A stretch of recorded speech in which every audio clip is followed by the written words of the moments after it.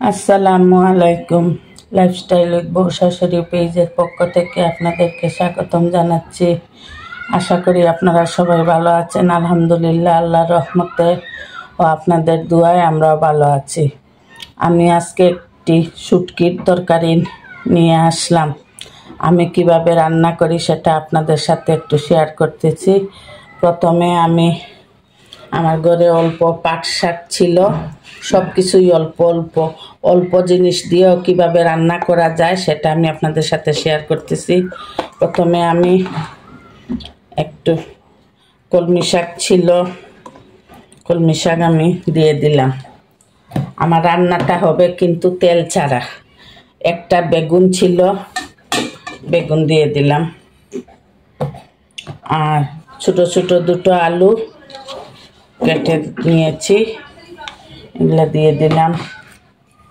আর এইখানে একটা আস্ত রসুন আমি ছাড়িয়ে নিয়েছি, আর একটা বড় পেঁয়াজ বড় বড় করে টুকরা করে নিয়েছি, আর কয়েকটি কাঁচামরিচ দিয়ে দিব।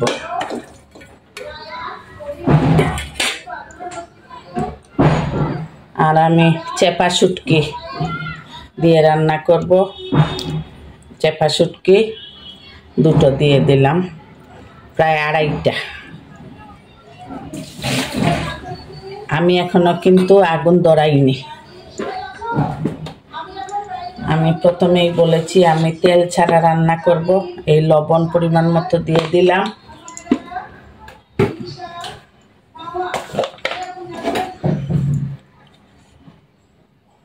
হলুদের গুঁড়ো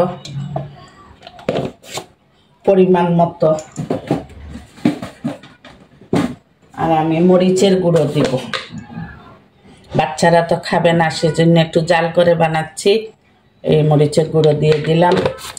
এখন আমি চুলায় আগুন ধরিয়ে দিব। আগুন ধরিয়ে আমি খুব ভালো করে, আমি আর বাটা কিছু দিব না, রসুন বাটা কিছু দিব না, আমি আস্ত দিয়ে দিছি। আর একটু শাক হলে ভালো হতো, কি অন্যান্য কোনো তরকারি থাকলেও দিতে পারবেন, যে কোনো তরকারি দিতে পারবেন। আমার ঘরে আজকে আমার হাজব্যান্ড বাজার করতে গেছেন। আমি ভাবলাম এই সুযোগে উনি বাজার করে নিয়ে আসুক, বাকি তরকারি পরে রান্না করব। এই তরকারিটা এখন রান্না করে নেই। অল্প কলমি শাক রাখছিলামই অল্প করে একটু শুটকি খাওয়ার জন্য, কিন্তু পচে গেছে। যা পাইছি তা দিয়ে, আর একটা বেগুন ছিল, আর দুটো আলু দিয়ে, ছোট ছোট দুটো আলু দিয়ে একটু কষিয়ে নিব। আপনারা যদি এই তরকারি রান্না করেন তাহলে শাক আরও বাড়িয়ে দিবেন। আমি বললাম না, আমি শাক রেখেছিলাম আমার আন্দাজ মতো এই তরকারি খাওয়ার জন্য, কিন্তু 2-3 দিন আমি আর রান্না করি নাই। ফ্রিজে বের করে দেখি আমার বৌমা কুটে টুটে রেখেছিল, বের করে দেখি পচে গেছে। মনে একটু পানি থেকে গিয়েছে, শুকাই রাখছি।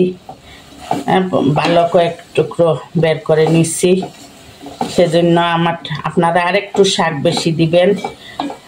দিয়ে আপনারা মূলা শাক, তারপরে এলেঞ্চা শাক, কলমি শাক, এগুলা দিয়ে রান্না করতে পারেন। পাট শাক,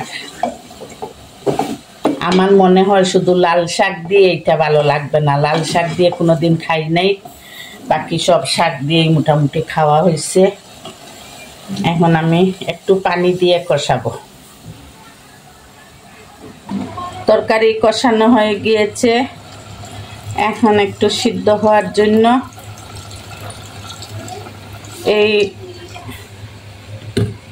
আমি বেশি ঝোল রাখবো না। এই যে আমাদের সিলেট অঞ্চলে যে শুটকি শিরা রান্না করে ওইটা করতেছি না, আমি এটা তরকারি রান্না করতেছি। আমার এই ঝোলে হয়ে যাবে, এটা দিয়ে আমার সিদ্ধ হয়ে যাবে, আর একটু ঝোল ঝোল থাকবে। এটা কিন্তু আমি শুটকি শিরা রান্না করতেছি না, এটা শুটকির তরকারি। এই হয়ে যাবে। এখন আমি সিদ্ধ না হওয়া পর্যন্ত ডেকে রাখবো। এখন আমি ঢাকনা সরিয়ে দেখবো আমার রান্না কতটুকু হয়েছে।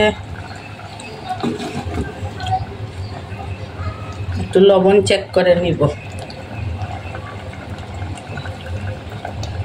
লবণ ঠিক আছে, জাল টাল সব ঠিক আছে। এই আমার রান্না হয়ে গেল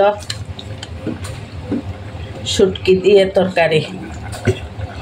এটা কিন্তু সিলেটের শুটকি শিরা না, আমি এমনিতেই শুটকি তরকারি রান্না করছি। আমার আরেকটু শাক হলে ভালো হতো, আপনারা আরেকটু শাক বেশি দিয়ে করবেন, দেখবেন খেয়ে খুব ভালো লাগে। আপনাদের ইচ্ছা হলে আরেকটু ঝোল শুকাবেন, আমি এইভাবে ঝোল রাখবো।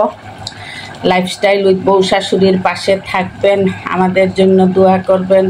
আল্লাহ হাফেজ। আসসালামু আলাইকুম ওয়া রাহমাতুল্লাহি ওয়া বারাকাতুহু।